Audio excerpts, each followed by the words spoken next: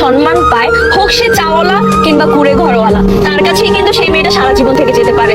কিন্তু যেখানে সম্মান নেই সেখানে দেখ কোটি কোটি টাকা, অথচ সেখানে সেই মেয়েটা সুখে থাকতে পারে না। রিমা, তুমি? হ্যাঁ আমি। তুমি আমাদেরকে 2 কাপ দুধ চা দাও। তোমার তো সর্দি লাগছে মনে হয়, তোমারে রং চা দেই আর ভাইয়াকে দুধ চা দিই। হ্যাঁ ঠিক আছে। ঠিক আছে, ওইখানে গিয়ে বসো। হ্যাঁ আচ্ছা।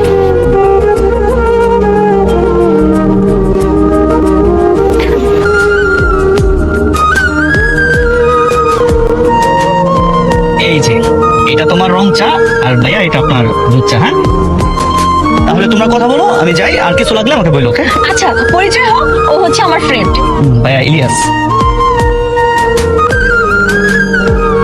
মহিমা, একটা কথা বলি, এই চাওলা মনে হচ্ছে তোর সাথে একটু বেশি ফ্রি হয়ে যাচ্ছে না? মনে হচ্ছে সে তোর একজন ফ্রেন্ড। এত ফ্রি কিভাবে কথা বলছে তোর সাথে? ফ্রেন্ড কেন হবে, ও আমার বয়ফ্রেন্ড।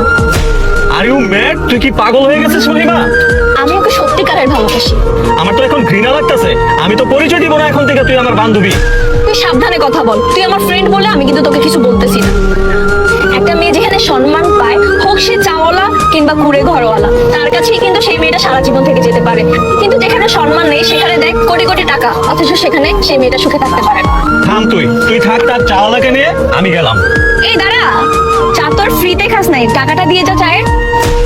আমার কাছে টাকা নাই, তুই দিয়ে দে। দেখ, তোর কাছে তো সামান্য চায়ের বিল দেওয়ার মতোই টাকা নাই, আর তুই কিনা আমার বয়ফ্রেন্ডকে গরিব বলতেছিস। শোন, তুই তো তোর বাপের টাকা দিয়ে ফুটানি দেখাস, আর আমার বয়ফ্রেন্ড